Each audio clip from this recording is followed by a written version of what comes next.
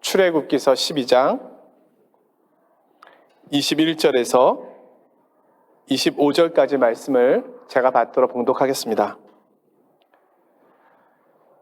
모세가 이스라엘 모든 장로를 불러서 그들에게 이르되 너희는 나가서 너희의 가족대로 어린 양을 택하여 유월절 양으로 잡고 우슬초 묶음을 가져다가 그릇에 담은 피에 적셔서 그 피를 문 임방과 좌우 설주에 뿌리고 아침까지 한 사람도 자기 집 문 밖에 나가지 말라.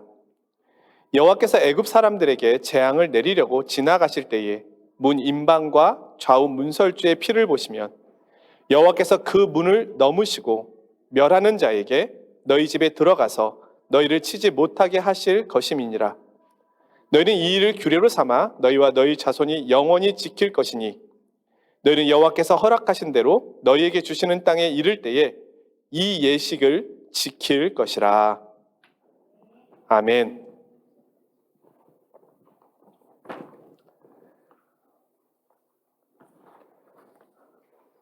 제가 말씀을 준비하면서 새로운 사실을 하나 알게 되었는데요.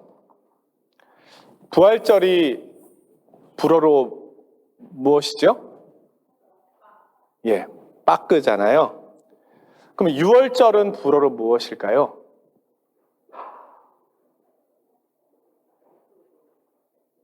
그건 영어죠.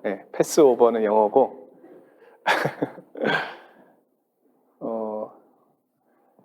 유월절의 불어로 빠끄입니다. 신약에서 유월절은 예수님께서 돌아가신 날이고 부활절은 예수님께서 살아나신 날입니다. 그런데 돌아가신 날과 살아나신 날이 같은 단어입니다. 빠끄라는 단어는 파스카라고 하는 유월절을 뜻하는 그리스어에서 나왔습니다. 이 단어가 부활절을 중요하게 여기는 서방교회에 의하여 유월절이 부활절로 지켜지게 되었다고 합니다. 그래서 같은 단어를 사용하게 되었다는 겁니다. 그런데 저는 이렇게 이해하기로 했습니다. 구약에서 유월절은 사망을 이긴 날입니다. 신약에서 부활절 또한 죽음을 이긴 날입니다. 그런 의미에서 빠끄라고 하는 말은 구약과 신약 모두에서 사용할 수 있는 죽음을 이겼다라고 하는 의미가 될 수 있다고 이 연사 주장합니다. 오늘은 파라오와 이집트에 행한 마지막 10번째 재앙에 대한 말씀입니다. 이 마지막 재앙을 통해서 끝까지 버티고 있던 파라오가 하나님께 항복하게 됩니다. 이스라엘을 놓아주게 됩니다. 하나님의 강한 손이 최종적으로 나타났습니다. 오늘 10가지 재앙, 그 가운데 마지막 재앙의 의미를 3가지 내용으로 살펴보려 합니다. 먼저 10번째 재앙은 생명을 주관하시는 분은 하나님이시라는 사실을 보여주고 있습니다. 하나님께서 내 백성을 내놓아라 라고 파라오에게 명령하셨지만 파라오는 듣지 않았습니다.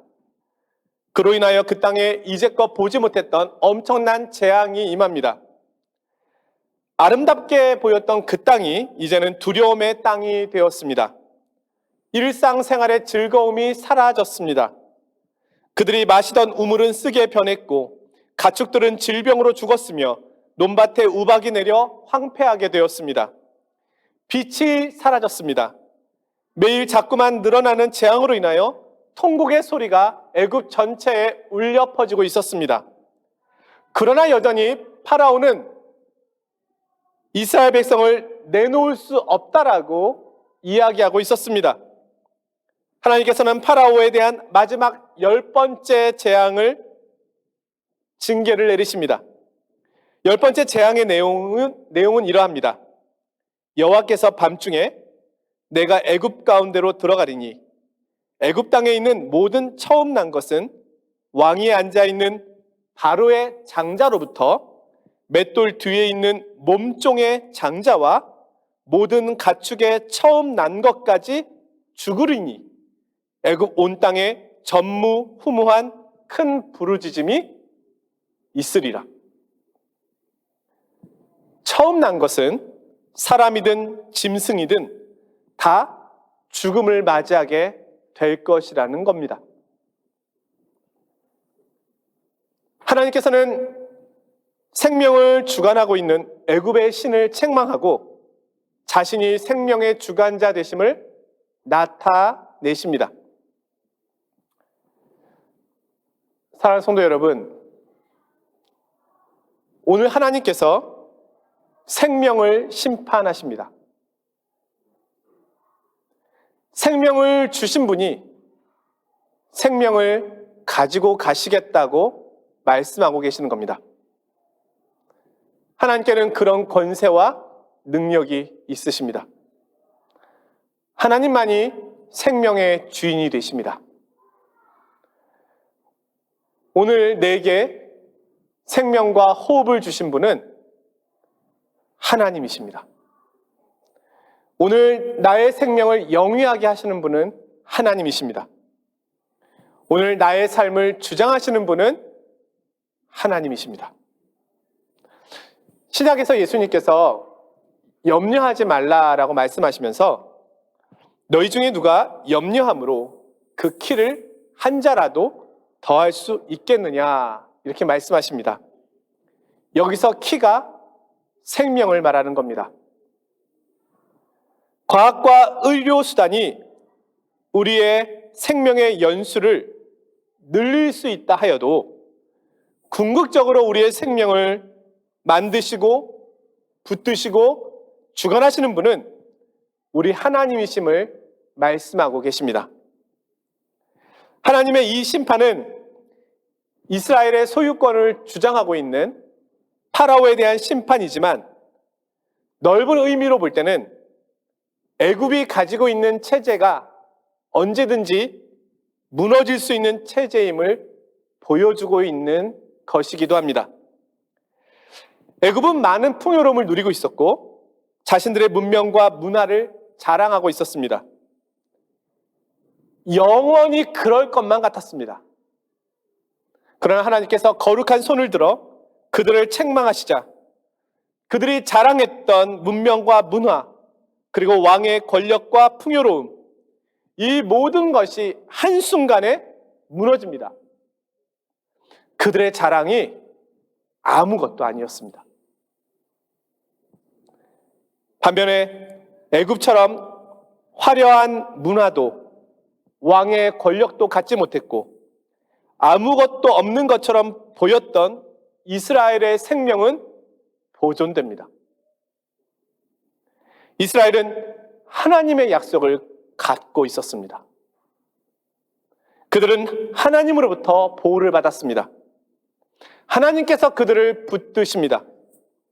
그들은 무너지는 세상 속에서 도리어 보호를 받고 있습니다. 하나님의 약속이 우리의 안전과 영원을 보장하는 것입니다. 이 세상의 것은 영원하지 않습니다. 오직 하나님의 약속만이 영원합니다. 애굽의 10번째 재앙이 드디어 임합니다. 이 재앙이 임하자 애굽 온 땅에 전무후무한 통곡이 있었습니다. 종의 집부터 파라오의 왕궁에 이르기까지 모든 장자들이 죽음을 맞이하였습니다. 마지막까지 큰 소리치던 파라오도 사랑하는 아들의 죽음 앞에서 두 손을 들게 되었습니다. 애굽 사람들은 파라오를 불사불멸하는 신으로 여겼습니다. 파라오는 나일강이 자기 소유이며 자기가 만들었다고 과시하면서 자신을 창조주로 선포할 만큼 교만하였습니다. 에스겔 29장 3절에 나오는 말씀인데요. 애굽의 바로 왕이여 너는 자기의 강들 가운데 누운 큰 악어라. 스스로 말하기를 나의 이 강은 내 것이라. 내가 나를 위하여 만들었다 하는도다. 시편에서는 애굽이 바벨론과 함께 교만의 상징으로 표현됩니다. 또한 이것은 영적으로는 사단의 권세와 힘을 상징한다고 이해하면 되겠습니다. 바벨론과 애굽의 특징은 자신들이 신의 위치에 올라가 앉아 있을 정도로 교만하다는 겁니다. 자신이 가진 힘과 권력으로 하나님의 백성을 임의대로 주장하려 합니다. 하나님은 그 교만을 꺾으십니다. 성경의 마지막 책인 요한계시록에는 세상 끝에 있을 일들을 보여주고 있는데요. 거기에 세상을 상징하고 있는 바벨론 성의 최후의 모습이 나타나 있습니다. 그 성이 철저하게 무너집니다. 그 멸망을 보고 왕과 상인들과 선장과 선원들이 울고 애통합니다. 하나님 없는 이 세상은 탄식하게 됩니다. 반면에 그 뒤로 하나님을 믿고 따랐던 성도들의 위대한 합창이 울려 퍼집니다. 마치 출애굽한 이스라엘 백성이 자유와 승리의 기쁨을 만끽하며 불렀던 찬송을 연상케 합니다. 애굽은 사람을 지킬 수 없습니다. 생명을 지킬 수 없습니다. 생명을 보존하고 지키는 분은 오직 하나님 한 분뿐이십니다. 하나님은 교만을 꺾으십니다. 우리가 두려워하고 경외할 분은 오직 하나님뿐입니다. 두 번째로 죽음의 재앙을 이긴 것은 어린 양의 피였습니다. 온 애굽에 장자의 죽음의 재앙이 임하고 있을 때 이스라엘 민족의 집에는 이 재앙이 임하지 않았습니다. 통곡 소리가 없었습니다. 하나님께서는 애굽 사람들과 이스라엘 백성을 구별하셨습니다. 이스라엘 백성들에게는 장자의 죽음을 피할 수 있는 방법이 있었습니다. 그 방법에 순종한 사람은 죽음으로부터 구원을 받았습니다.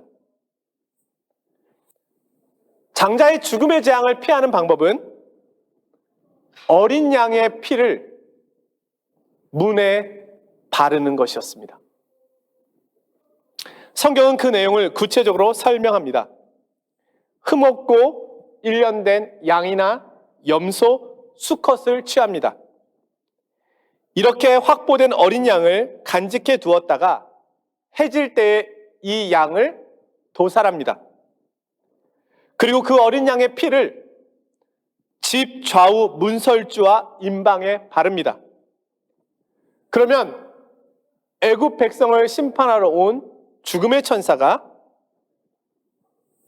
왔다가 그 피를 보고 그냥 지나치게 됩니다. 이 일이 이루어진 날을 유월절이라고 합니다. 히브리어로는 페사흐라고 하는데요. 이는 묵과함, 넘어감, 건너뛰임을 의미합니다. 하나님의 심판이 유월절 어린 양의 피가 흥건히 발라진 이스라엘 회중의 집들을 묵과하고 용서하고 넘어가신다는 뜻입니다. 피 외에 다른 것은 소용이 없습니다. 안 발라도 안 되고 다른 것을 발라도 안 됩니다. 황금으로 덧칠해도 소용없고 아무리 비싼 부적을 붙여도 소용없습니다. 오직 어린 양의 피만이 유효합니다. 그 피만이 죽음의 재앙을 막을 수 있습니다. 그리고 하나님께서는 이스라엘이 사망으로부터 구원받고 애굽을 탈출한 그날을 새해의 첫 달로 삼을 것을 명령하십니다. 그전까지 이스라엘은 모든 열매가 아름답게 익은 가을이 한 해의 시작이라고 여겼습니다. 그러나 출애굽에 의하여 한 해의 시작이 바뀝니다. 6월절을 지킨 아비월로부터 새로운 달이 시작됩니다. 그들의 시간과 해의 시작이 바뀌었습니다. 그들이 구원받은 날이 새로운 출발의 시작이 된 것입니다. 세 번째로 6월절 어린 양의 이 피는 신약에서 십자가에서 피를 쏟으신 그리스도를 예표합니다. 신약에서 예수님께서는 십자가에 달리시기 전 6월절 식사를 제자들과 함께 하십니다. 예수님께서는 그 식탁에서 자신이 6월절 양이 되심을 말씀하셨습니다. 내 피를 마시고 내 살을 먹으라. 고린도전서 5장 7절에서 바울 사도가 말씀합니다. 우리의 6월절 양 그리스도께서 희생이 되셨느니라. 우리 주님께서 십자가에 못 박혀 돌아가신 날이 6월절 명절이었습니다. 그날 주님은 십자가에서 모든 피를 쏟아내심으로 이 땅에 자신의 피를 바르셨습니다. 찰스 스펄전 목사는 6월절 식사와 예수님의 죽으심을 이렇게 연결하여 말씀하였습니다. 피를 흘리며 죽은 그 옛날의 6월절 양은 불에 구워져야 되었습니다. 날 것이나 물에 삶아 먹어서는 안 되었습니다. 불에 구웠다는 것은 고난의 주님이라는 의미입니다. 어린 양은 불에 그을러졌습니다. 또한 6월절 양은 물에 삶아서는 안 되었습니다. 물에 삶으면 고기의 좋은 맛이 다 달아나 버리고 맙니다. 그리스도의 영광스러운 말씀에 참된 정수와 귀중한 자양분이 무익한 사상과 철학, 주장 속에 사라져버리지 않도록 주의해야 합니다. 6월절 양은 한 조각도 남기지 않고 다 먹어야만 했습니다.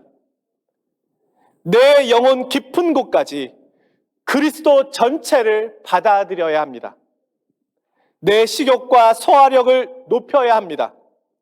그리스도의 말씀을 마음껏 먹고 그리스도를 양식으로 삼는 것입니다.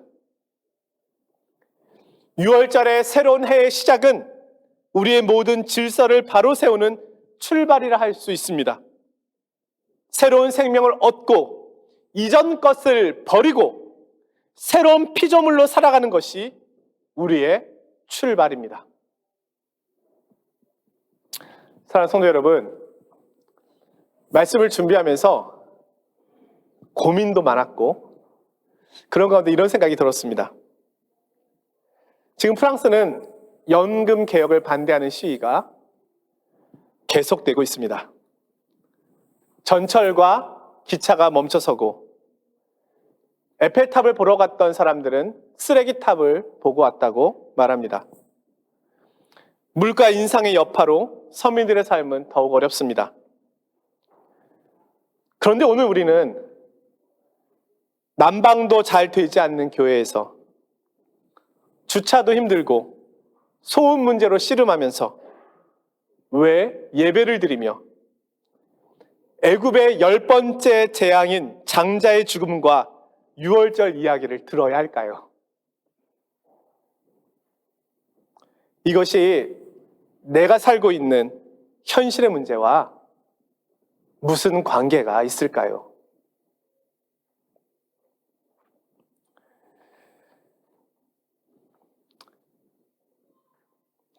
저는 이렇게 결론을 내리려고 합니다.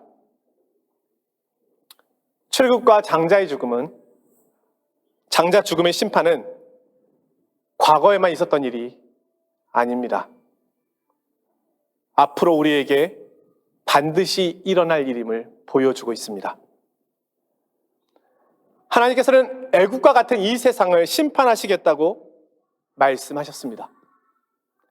죄와 폭력적인 파라오의 폭정이 이루어지는 이 세상을 벌하시겠다고 하십니다. 스스로 신지라 여기며 생명의 주인이신 하나님께 저항하는 교만을 벌하시겠다는 겁니다. 그리고 자신의 백성을 이 세상에서 건져내시겠다고 하십니다. 이 세상이 무너질 때 우리의 영혼은 어떻게 될까요? 우리는 이 중요한 질문에 답을 해야만 합니다. 또한 영적으로는 현재 우리가 살고 있는 이 세상은 여전히 사망과 죄의 영이 주장하고 있습니다. 사망의 영은 곳곳에서 가정을 무너뜨리고 인간을 무너뜨리고 사회를 무너뜨리고 자녀들을 무너뜨리고 있습니다. 우리는 창조 때의 아름다운 모습을 잃어버렸습니다. 우리는 그것을 회복해야 합니다. 어떻게 그것이 가능할까요? 그리스도의 피만이 죽음의 영, 사망의 영을 물리칠 수 있습니다. 그리스도의 피만이 우리를 구원할 수 있습니다. 혼란스럽고 사망의 냄새가 가득한 지금, 이 시대야말로 그리스도의 보혈을 더욱 단단히 의지하는 것이 당연하지 않겠습니까? 사망의 영이 문 앞에 와 있습니다.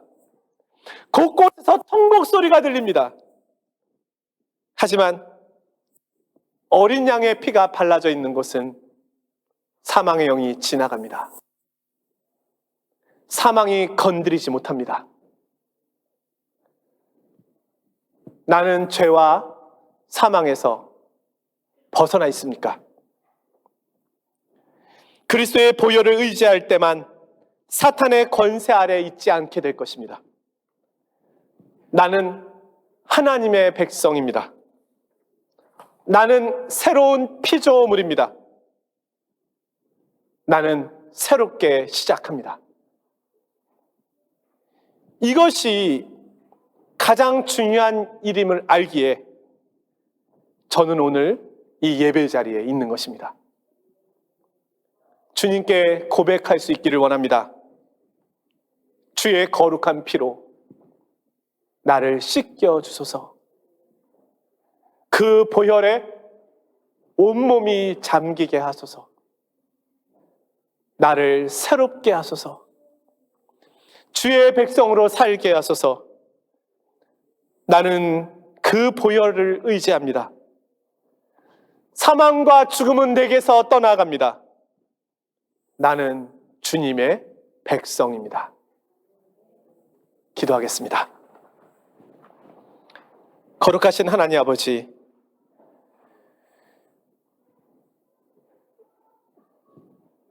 구약시대에는 유월절 양의 피가 문설주와 임방에 발라져 있었지만 지금은 주님의 피가 제 몸에 발라져 있습니다. 사망과 죽음의 영이 저를 건드릴 수 없으며 나는 주님의 보호하심과 은혜 아래에 있습니다. 주님, 저희는 다시금 고난주간과 부활주의를 보내고 있지만 이 세상에는 여전히 사망과 죽음의 냄새가 가득합니다. 무너져가고 있는 이 세상을 바라보시는 주님, 그리스도의 보혈만이 이 세상을 치유하고 이 세상을 회복하며 이 세상을 고칠 수 있음을 알고 있습니다. 이 보혈의 피가 증거되게 하여 주옵소서. 사망이 물러가게 하시고 죽음이 떠나가게 하여 주옵소서. 이 고난 주간을 맞이하여 각 가정에서 죽음의 영이 떠나가게 하여 주시고 사망의 영이 떠나가게 하여 주시고 하나님의 십자가 보혈의 은혜에 잠기는 복된 시간들이 되게 하여 주시옵소서. 오늘 저희들을 위하여 자신의 생명을 내어주신 예수 그리스도의 이름으로 기도드리옵나이다. 아멘.